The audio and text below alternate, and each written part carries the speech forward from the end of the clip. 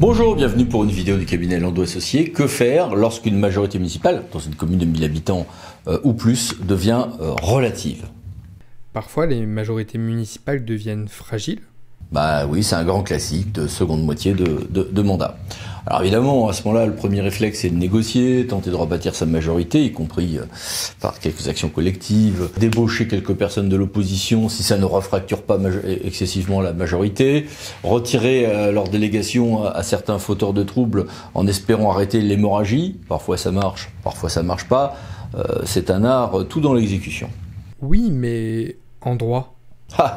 En droit, quand la majorité ne tient par exemple plus qu'à la voix prépondérante du maire, eh bien c'est une fausse sécurité que l'on a là, parce que il suffit à un tiers des membres de demander le vote au scrutin secret pour que le maire perde sa voix prépondérante. Donc il ne faut pas avoir une majorité pile de 50% de l'effectif du conseil, mais 50% plus une voix pour éviter cette difficulté.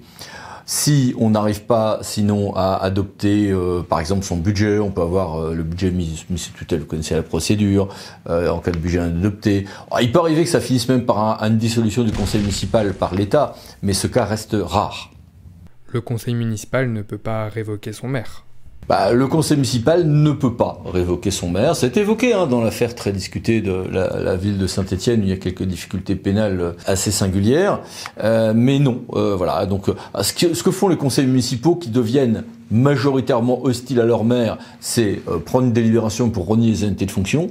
Si ce n'est que politique d'ailleurs, c'était parfois censuré par le juge, qu'on retire l'essentiel de ces délégations, L21-22 CGCT au maire, bon très bien, mais on peut pas, le conseil municipal peut pas démettre son maire. D'un strict point de vue institutionnel, le fonctionnement municipal de ce point de vue-là est un présidentialisme et non pas un parlementarisme. Le gouvernement peut démettre le maire d'office dans des cas très rares. Mais alors, que faire ? Soit tenir jusqu'à la fin du mandat. J'ai connu une fois un cas assez étonnant d'un maire qui était sous tutelle permanente de son opposition devenue majoritaire. Toute réunion se faisait avec le maire plus un représentant de l'opposition. C'était assez étrange. C'est des solutions qui arrivent en fin de mandat. Soit on organise, le maire ou l'opposition essaie d'organiser pour qu'on ait des élections et qu'on rebatte les cartes et qu'on reparte sur des choses plus fraîches et moins bancales. Simplement, il faut évidemment être sûr que les électeurs iront dans le sens de ceux qui auront conduit à ces élections. C'est pas toujours le cas. Car il est possible de provoquer de nouvelles élections ? Ah oui. Alors, il y a en réalité 3 solutions. Mais déjà, prenons les 2 qui se trouvent à l'article L270 du Code électoral, que voici. Première hypothèse, il me manque un tiers des membres du conseil. Ça devient la moitié à partir du 1er janvier de l'année qui précède le renouvellement général des conseils municipaux.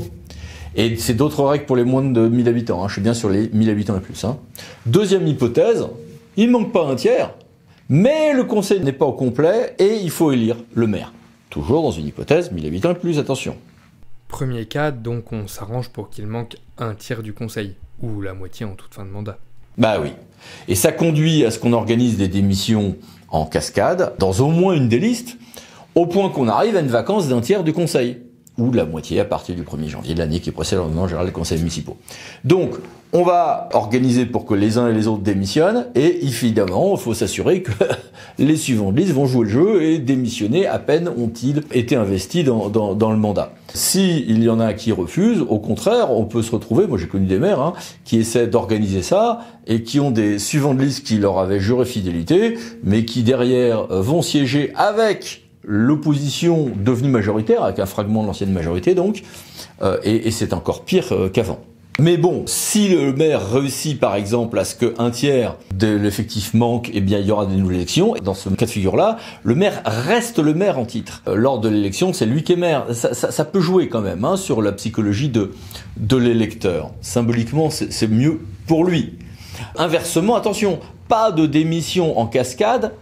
Au lendemain de la démission du maire, il peut y avoir un maire qui démissionne, et puis pour éviter que cette élection se passe bien, on fait des démissions en cascade. Ça, le Conseil d'État, dans une affaire de Courtois de 98, l'a déjoué ce stratagème. Il est amusant ce stratagème, mais il marche pas.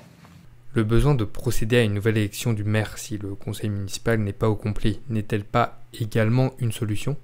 Oui, c'est l'autre solution de l'article L270 du Code électoral, pour les 1000 habitants et plus, encore une fois.